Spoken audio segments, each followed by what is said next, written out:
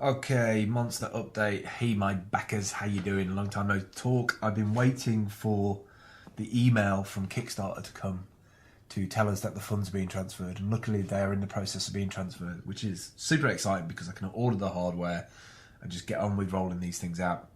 I wanted to give you a bit of an update as to other areas though, and I've sort of put it down in text in this update, but we'll quickly run through them. So 29th of June, we're doing a launch party at Jack Crags. Do come along. Check out the links for Eventbrite and Tweetvite somewhere in this update. Tweetvite is for Twitter users. Eventbrite is for the backers.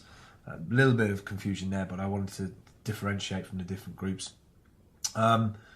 We are looking at doing these venue frames, which is basically having a frame around the screens. All the screens in the first batch of 10 are IPS screens, 22 inch, so the bigger than 15 inch test ones that we put out in Heartless and Jack Crags. They're coming out.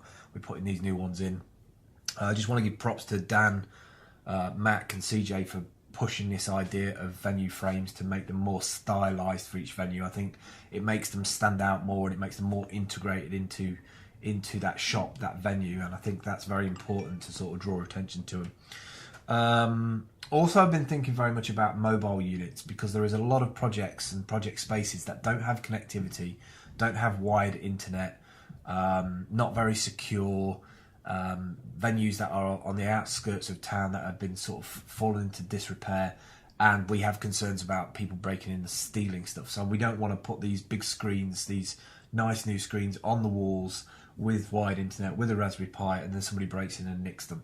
So we're kind of thinking of a system where we can either roll it into the place, fold it up, they can collapse it down, take it with them, or securely lock it away somewhere without it being too sort of present. They can just roll it out whenever they do the room setup.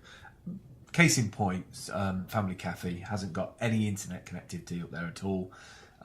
We'd probably have to run it via the committee to hang these things on the wall. So just having them in the space when people are in the space on the end of the tables so people can watch it and see the sort of slides and what's going on in the community. It's something that we're thinking about. Been very busy on slide and video creation. I know I've got to be even more busy. I've got to take that to the next level, another gear up.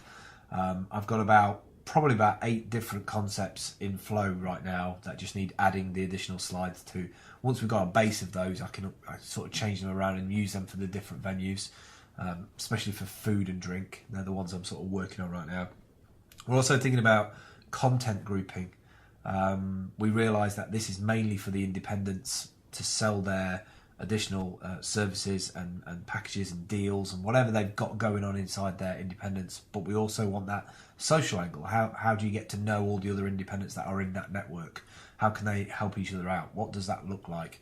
So we started to put together some groups. For instance, the content that we put out every week as Seller 54, you can have that as a group, and if you want that on your screen, you can get in touch with us. We will add that group to your screen, so it will play all your slides and all your graphics, but occasionally interleave that with our content as well. And obviously, in most venues, you're not going to have audio, so we're going to come up with a different way of being able to listen to that, maybe Bluetooth kind of headphones and a receiver. We don't know what that looks like yet, but it's quite exciting because it means we can craft different content from around Nottingham, different talent, different showcases, art galleries, virtual art galleries. Really exciting stuff that is really phase 2 stuff, but I want to give people a bit of a taster of what phase 2 can look like. Nicely segueing onto phase 2, and my final thing today is we have spoken to the cloud platform guys that we use currently for this iteration of Pie Street, and they follow me back on Twitter. I've been following them for a while. We're going to go and have a chat with them in London and see if we can connect up our thinking as to what we're trying to do. They've created an engine. We've created a sort of infrastructure of rollout and sort of democratization of buying these units, which effectively makes them free for the local independents.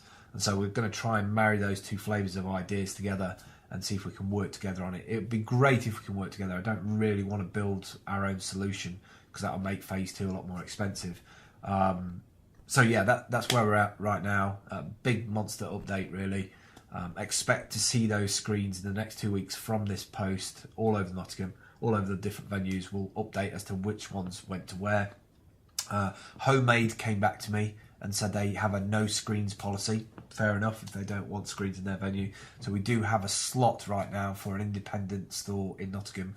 Send us all your suggestions in at Phil Campbell if you want to tweet them at me, dnas@gmail.com if you want to email them. Don't forget to sign up on the launch party. Love to see you all there. Thanks again for everybody who backed us and supported us. It was a bit touch and go at phases, but you all came through in the end and I really appreciate that. I'll catch up with you soon. See you later.